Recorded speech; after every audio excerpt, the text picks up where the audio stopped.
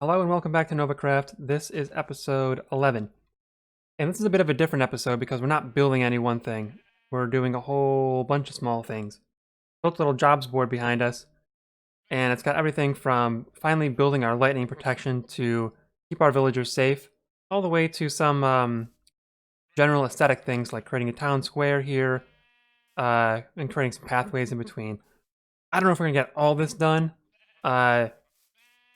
Little backside, a couple things, and I might add some more. But we'll get as far as we reasonably can today. So let's go ahead and dig in.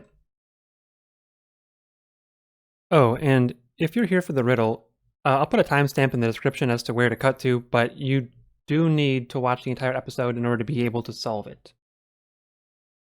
Now, the first thing I want to do is build the lightning protection. Normally, you just kind of make a little platform above whatever build you have, but that's just gonna ruin the way that it looks. So we have a different idea. So what we did instead was put down a whole bunch of chests way up here at the build limit, and these are positioned right over 3 of our buildings where our villagers live. There's a few reasons why we did this. The most obvious is that they're going to protect our villagers down below from lightning, but they also don't allow mobs to spawn on top, which is a nice benefit. They're not flammable if they do get hit by lightning, and the coolest thing is that they only render if you're within 64 blocks. So as we fall away, they go away. So it's going to look good from down here as well. Nice. Next up, let's move in the librarians. Well, you only have 7 of our original 12. Luckily, I've been working on it, and we've got, well, not him, but we've got 5 more of people that we want. Yeah, here's one of them. All we have to do is just transport them up the pre-existing railway into the library. Here we go, there's 6 on that side, 6 on this side, just one thing we have to do. And again, remind me if you're watching and I missed your name tag here. I'll definitely add you. Nice. Next up, let's just do the clerics while we're on the moving villagers around train. And it shouldn't be too bad. Again, we already created the 4 of them that we need. We just have to drop them here and in those 3 spots right there.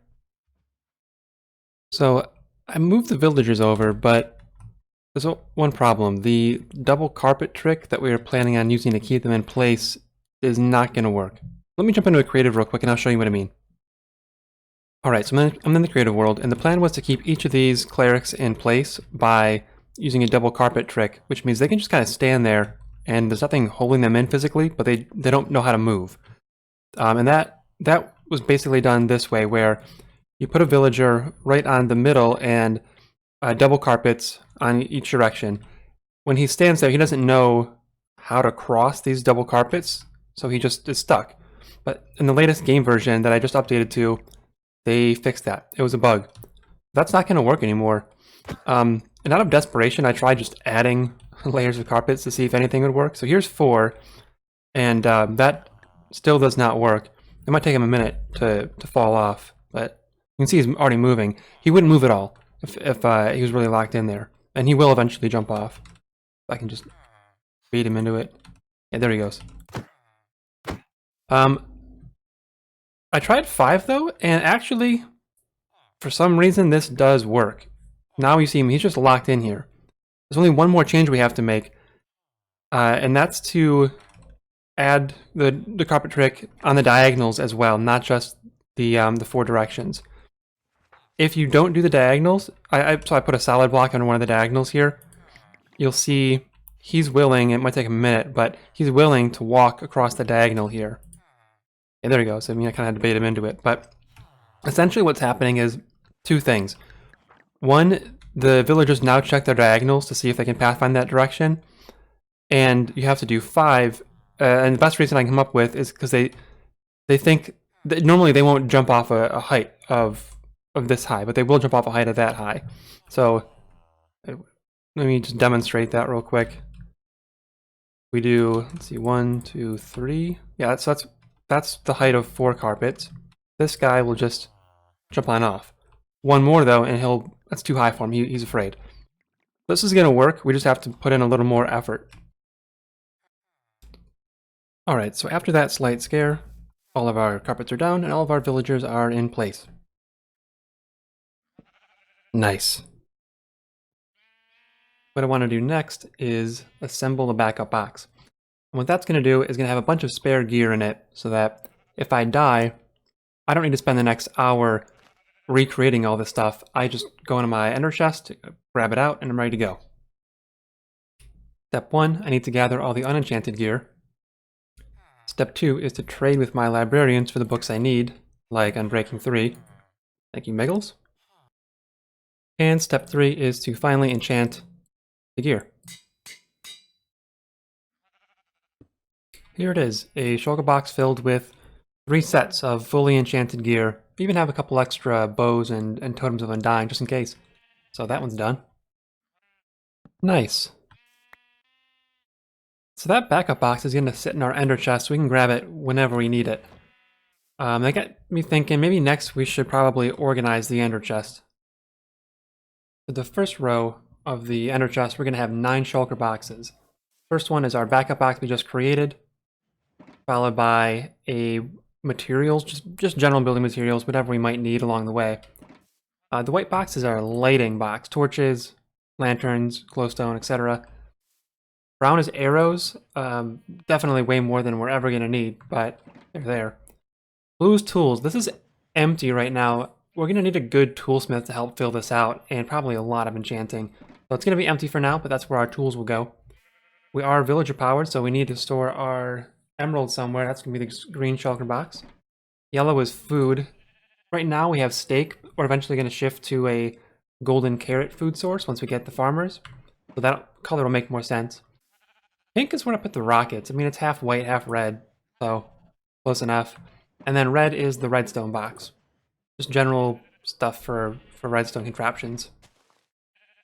For row number 2, I want to use that space for a lot of the commonly used items. So we always use the bow whenever we go and fight stuff, and we'll put a little stack of arrows here next to it too, just for quick and easy access. Our fortune pickaxe, that allows us to break apart ores, coal, whatever it is. That we use that all the time.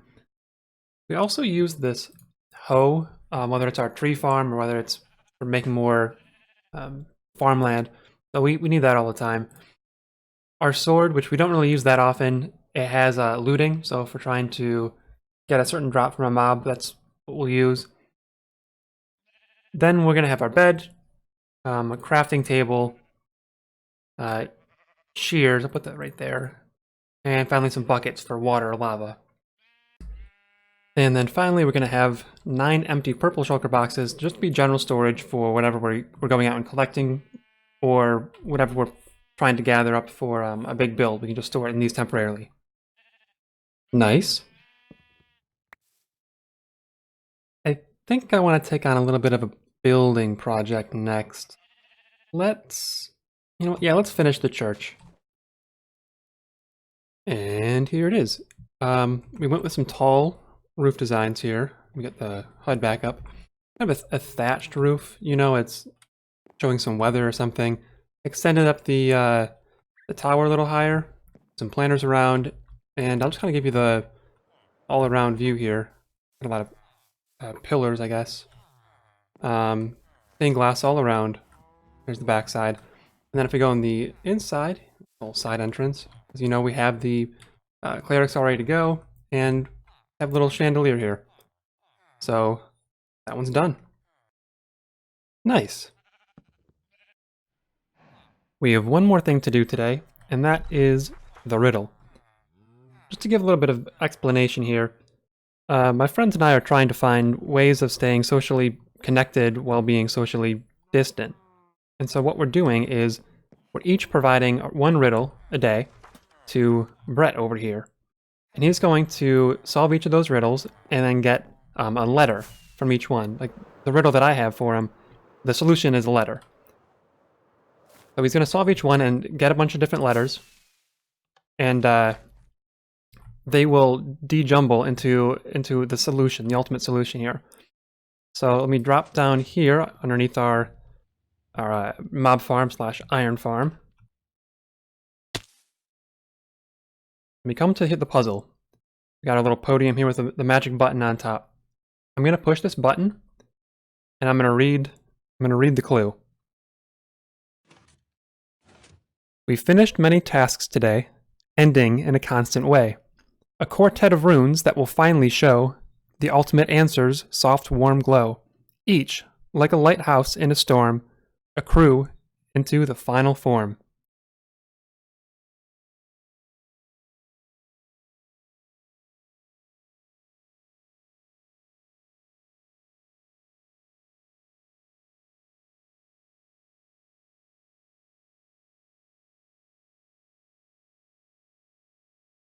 Good luck.